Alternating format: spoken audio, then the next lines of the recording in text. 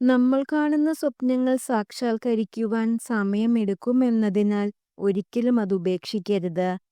സ്വപ്നം കാണാൻ സാധിക്കുന്നുണ്ടെങ്കിൽ അത് നേടിയെടുക്കുവാനും നിങ്ങൾക്ക് സാധിക്കും.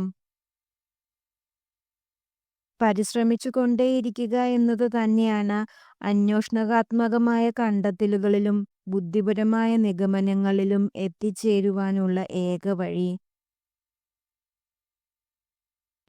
ഏറ്റവും നല്ല ശീലങ്ങളിൽ ഒന്നാണ് ക്ഷമ.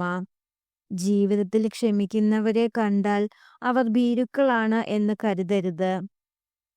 ക്ഷമിക്കുവാൻ കഴിവുള്ളവരാണ് നിങ്ങളെങ്കിൽ ജീവിതത്തിൽ ഒരിക്കലും നിങ്ങൾ പരാജയപ്പെടുകയില്ല. നല്ല ഓർമ്മകളും നല്ല ചിന്തകളും സന്തോഷവും സ്നേഹവും ഒക്കെ സൂക്ഷിച്ചു വെക്കുവാനുള്ള പളുങ്കുപാത്രമാണ് നമ്മുടെ മനസ്സ്. അസൂയയും ദേഷ്യവും വെറുപ്പും സൂക്ഷിക്കുവാനുള്ള ചവറ്റുകൊട്ടയല്ല. അമിതമായ ചിന്തകൾ ഒഴിവാക്കുക. നിങ്ങൾക്ക് ചെയ്യാൻ കഴിയുന്നത് ചെയ്യുക. സംഭവിക്കാനുള്ളത് സംഭവിക്കുക തന്നെ ചെയ്യും. ഇടുങ്ങിയ ചിന്താഗതിയിൽ സ്വന്തം സ്വപ്നങ്ങളെ തളച്ചിടാതെ ചിറകുകൾ വിടർത്തി പറക്കാൻ ശ്രമിക്കുക. പുതിയ ആകാശങ്ങൾ നിങ്ങൾക്കായി തുറക്കും.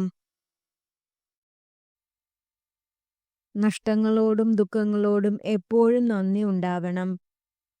കാഴ്ചകളെ വലുതാക്കിയതിന്, മനുഷ്യരെ തിരിച്ചറിയാൻ സഹായിച്ചതിന്, ഒറ്റയ്ക്ക് നിൽക്കാൻ പഠിപ്പിച്ചതിന്. ജീവിത വിജയത്തിനായി ഓടുമ്പോൾ വഴിയിൽ വീണുപോയവർക്കും ഒരു കൈത്താങ്ങ് നൽകുക. ഒരുപക്ഷെ ഈ ജീവിതയാത്രയിൽ അവരായേക്കാം നമ്മുടെ വെളിച്ചം.